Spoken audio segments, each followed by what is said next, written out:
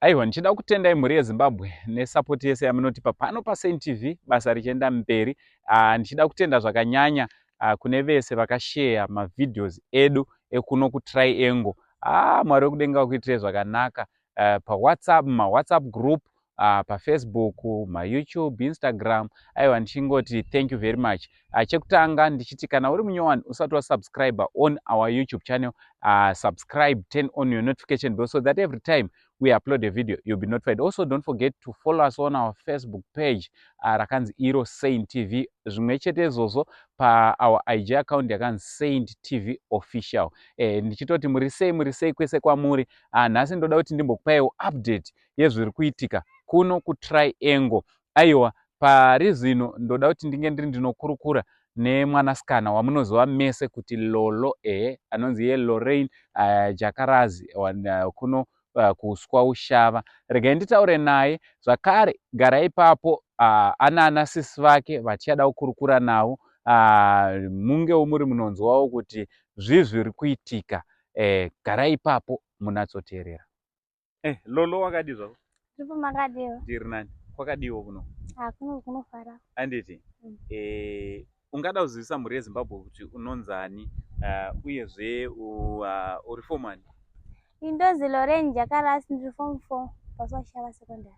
Alright. Saka Lolo, kubva patakauya panapa kusvika pari nhasi, pane zvachinjawo here muupenyu? Alright, ndezvipi zvachinja? Chikafu chavapo nemabhukuwo. Alright. Nezuro alright, timbodzokera mumashure.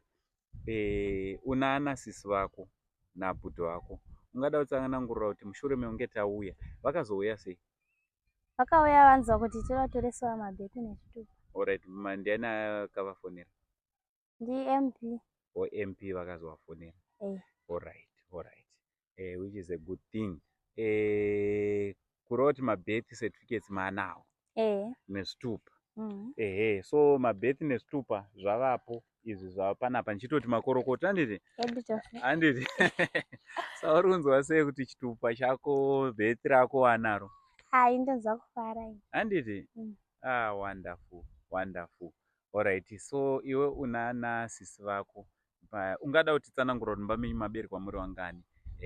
Uye vana sisi vako vari panapa vanonza nani? Takaberekwa tiri 7. First born mukomana, second born sisi vangu vari pano vanonzi Jakarazi, vane vana vavo 2. Third born akawanikwa kuBulawayo anonzi Jakarazi Jakarazi, ane vana vake 2. Fourth born anonzi Rudo Jakarazi, ana kuwanikwa ndadodzoka kuchikoro. And fifth ndini. Wechi6 ari kuBulawayo anoperekedza mwana wachikoro. Wechi7 grade 7. Anoperekedza mwana wachikoro ndokudiko? Anogara nemwana wemai. Iye anofanira ari grade 7. Saka ari kuenda kuchikoro here kuBulawayo? Hasi kuenda. Alright. Aiye, tichaita kuti ange ari anodzoka aende kuchikoro, handiti? So ungada kuti kudii kune vakubatsirai so far kusvika pari nhasi? Ndoda kungovatendawo vose vandibatsira kuti varambe vakadaro, shuwa naMwariwo achichionawo kuti zvakanaka. Ozonezva wakukwanisa kuregister, wakukwanisa kuti unge uri unoenda kuchikoro. Zvakare ndoda kukuzivisa kuti makawana scholarship yechikoro. Tanga next week tikapedza kuvaka imba yatoda kuti tikuvakire panapa, iwewe nemunin'ina wako Rijo, pane chikoro chekuHarare private school yakati muuye kuchikoro. Ameno, uri kunzwawo sei kunodzidza uboarding? Ndiri wakufara kuenda kutauni. Kuenda kutauni? Ndiri wakufara, ndikwadai kutori mangwana zvai. So udze Rejoice asati asvika. Umudza kuti isusu takuenda kunodzidza uboarding. Ndamudza. Handiti? Asi toda kuti mutange maona imba ichivakwa imba yenyu. Mungada kutiwo kudii kune vakakupa scholarship yekudzidza kubva izvezvi uchakanonyora O level yako pachikoro ipapo vachakuregistai, wonyora A level yako, woenda kuuniversity vachakubatsira futi kuti uwane basa. Ndoda kuvatenda ivavo. Ungada kuti kudii? kuti varambe vakadaro Mwari varopafadza vakomborere. Handiti chikoro chachona chinonzi Kickman, handiti Kickman, chiri muguta reHarare kuTenward North. They offered a place for Lolo together naRejoice. So next week hama dzangu vana ava vakutogara panapa kwekupesira. Ndichiti makorokoto kwaumuri, handiti makorokoto. So hama dzangu, mirai makadaro timbotaura zvakare nemasiblings aLolo.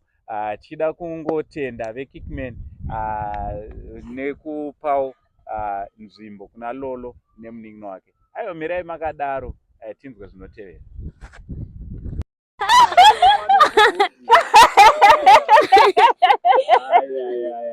Samurunzwa sei naye asika? Ini ndafara hangu, handidi kureva nhema, ndasvika pakusununguka chaizvo. Ndoziva kuti kubudira kwaLoraine muupenyu hwake hambondirasiwa, anozondibetsera because ini ndiri kutokurawo, ndiri kutoperawo simba. Ndoziva kuti mangwana ndikaita problem hapana pangambondirasawo Loraine. Ende ndinotenda kune vose vakagachira kubatsirawo Loraine naangose, ndinovatenda zvikuru. Hapana rudo kunodarika kubva kuHarare kutavhira kusvika panapa kumunhu usingazive, asi munhu anenge achitotsvaka umwe munhu kuti abatsirike. Rudo rukuru rwakakosha zingaiti. Ini hangu ndafara. Ndina mai vepanext door. Vaya vanongonzwa kuti amai vepanext door. Neighbor. Handini next door yacho. Ndafara ende ndafara kusvika pakupedzisira. Handidi kureva nhema, ndonzwa mwoyo wangu kutandauka chaiko chaiko.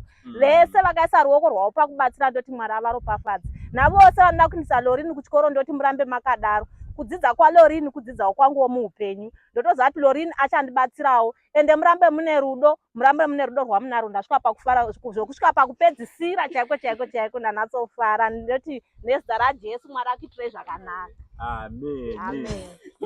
Right, nchida kutendai mhuri yeZimbabwe nesapoti yamunoramba muchitipa. Iye zvino ndakamira nemasiblings Lolo, handiti Lolo our celebrity, handiti. Yeah, so Lolo ozvinezvi Rejoice apa asati adzoka, handiti vauchikora ari grade 7 saka ari busy kuitawo zvegrade 7. Sisi vahombe makadizve? Ndafara hangu, makadiwo? Inofara. Makanzoti pana vanonzi Uncle vasvika manyai kuno.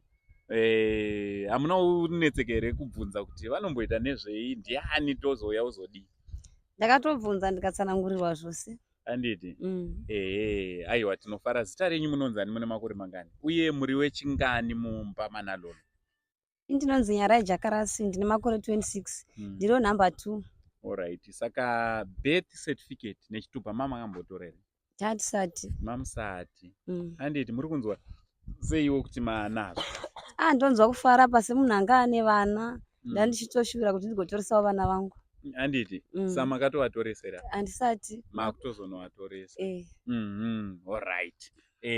Muri kuona panapa mabirth certificate nezvitupa zvawakabata. Sister, makasimba here?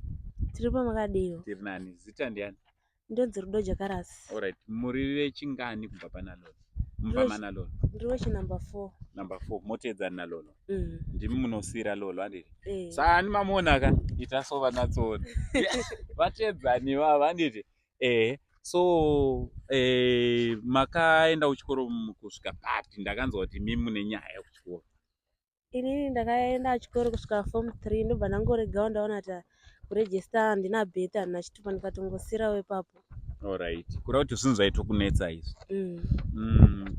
So izvezvi kuti birth manaro nechitupa zvavepo.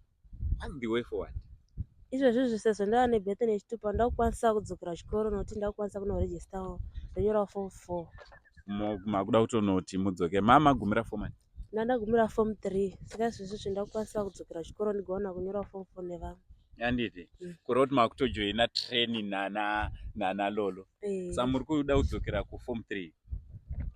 Ndisingaziva munhu ndoenda form 1. Semunhu anga akasira form 3, handisi kuziva ndiri kudzokera form 3 kana form 4. Alright. Saka kuchikoro makatonosvikako? Kwanzi ndiri kuenda mangwana, ndiri kutanga enda mangwana kuchikoro. Alright. So guys, umwe handiti anonzi Rudo. Rudo ari kutodawo uniform yekuchikoro. Ari kutoda bhutsu. Bhutsu munopfeka size ani neuniform? Size 5 bhutsu, sketi size 28. Hembe handisiziva size ani. Alright. Nestationary, mabhuku zvakare mwana atoti aiwa zvandane birth certificate nechitupa ndakutodzokera kuchikoro. So mamwe masiblings enyu ndeanani vasipo panapa? Rejoice ndiye ari kuchikoro, Purity ari kuBulawayo kuna baba. Nyaradzi vakawanikwa ari kuBulawayo. Alright, saka Purity akanzi ari kudzokera. Akanzi anouya. Auye kuzoenda kuchikoro. Anditi, so pane umwe ari grade 7 anonzi Purity ari kuBulawayo achanga achidzoka zvakare. So mungada kuti kudii kumhuri yeZimbabwe yakakubetserai kuti muzvisvike pakudai? Makanga mambozvirotere zvinai vatete rudo? Isusu tasingachafungiri zvitupa, tatongototi hameno kuti tichatorawo rini, tasingachafungiri tichatorawo zvitupa. Saka totenda mhuri yeZimbabwe yakatibatsira kutora zvitupa tiverengewo sevamwe, takukwanisawo chero kuvhotawo panovhota vamwe. Makutozonovhota futi. Anditi, mwana ada kutovhota anditi, moda kutowo kudini sisi? Ndinotenda chaizvo, chero musi wandakawa nezvemabhirthday handina kana kutombolasadza. Nekufara kuti data tunotora. Saka ndotenda mhuri yeZimbabwe inotibatsira. Anditi. Saka ndozviri kuitika panapa mushure mekunge nyaya yatakaita panapa yaenda viral, ndo zvakazoitika kuti madocuments avepo. So pane ava vanonzi mai Doka, ndo muvakidzani neighbor, ndokumbira muswedere padhuze. Mai Doka ava ndo vanga vachichengeta vana, haisi secret. Anditi, ndiri kunyepera. Kana ndo vaitotarira vana ava. Mai Doka makasimba here? Ndosimba hangu, makadiwo. Chimbokwazisaiwo vateereri neighbor wedu. Handitogoni kutokwazai nemufaro. Makadi henyu mhuri yeZimbabwe. Haini ndiri raiti zvangu, ndinofara zvisingaiti, ndinofara kuti vana vangu vane zvitupa, vakukwanisawo kuitawo zvavanokwanisa kuita mukati meupenyu hwavo. Ari zvinovava vanhu pane vamwe vanhu. Ndinotenda zvisingaiti kumhuri yeZimbabwe. Aiwa, muri kunyanya taurisa oyi foni. Ani matika foni kenyu, pafoni kenyu kari kunetsa. Zveshuwa nandistorina kafoni, foni yangu yanga ichonetsa. Chimbudzi foni kako pane vakutengerai. Vakatotaura zikatonzi mai handina zvakawanda ndo chingonowapaiwo kafoni kako. Ndinoti maita basa zvenyu manditengerawo foni zvokwadi ndandiri padambudziko refoni, ndandistorina foni. Panika kune makore kudai handistorinawo foni zveshuwa. Anditi, lolo zvikanzi wane chitupa chienda unotenga line rako register ecocash.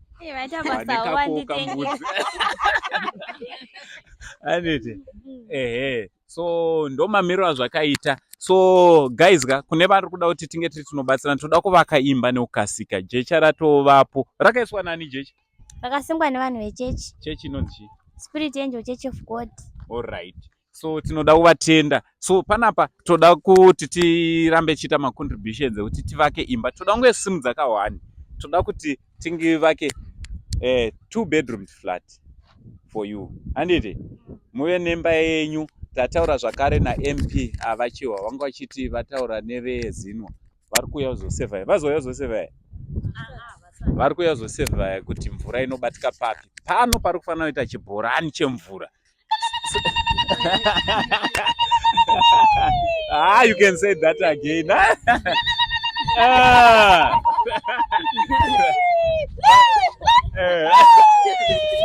Wonderful. So pachaita mvura anasisi vanhu handiti muita uchigadheni chenyu panapa muriwo toda kuti mutengese muriwo kuti vanhu vachati raini rose rekunoku vanofanira kudya chi mavheji nematomatoes muchirima panapa handiti.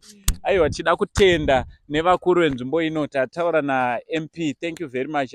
Vati is going to partner zvakare kuti tinge tiri tinobatsirana pakuvaka imba panapa. Vatori nezvavakatopleja, tichazokuzivisai zvizere zvavakapleja zvave paground. Tokuudzai kuti izvi nezvi zvabva kuna MP muriwo weSNTV nezvizvi. So makasununguka kuti bata kuti basa riri panapa rirambe richienda mberi. Aiwa, tida kungoramba tichikutendai nekuwanikwa muri munomira nesu, zvikuru sei neminamato yenyu yamunoramba muchipa kuSNTV, mabasa makuru amuri kuramba muchibata. Mwari wekudenga wakuitirai zvakanaka. Tida kutenda kunyangwe nevese muchiona kusvika patasvika apa. Pane vanhu vakawanda vandakabatana navo, kungava kwaregistrar, kungava kupi nekupi, tichizama kuti tinge tinobatsira vanavo. chinondifadza ndechekuti taachievha zvichekutanga chatakanga tichida kuti tiachievhe, chekuti vana ava vange vari vanotora mabirth certificates avo. Mwari wekudenga vakuitirai zvakanaka, vakuropafadzei. Pari zvino takuda kuti tivavakire imba yachona ichangovakwa zuva rimwe chete. Tiri kutoorganiza mabuilders edu kuti basa ringe rinoitwa rinoenda mberi. Aiwa, rambai makagara muchiona maprograms edu. Usati wafollow our Facebook page, basa ichienda mberi. From Uncle Saint, the only Zim uncle for now, tichiti it's much love and God bless.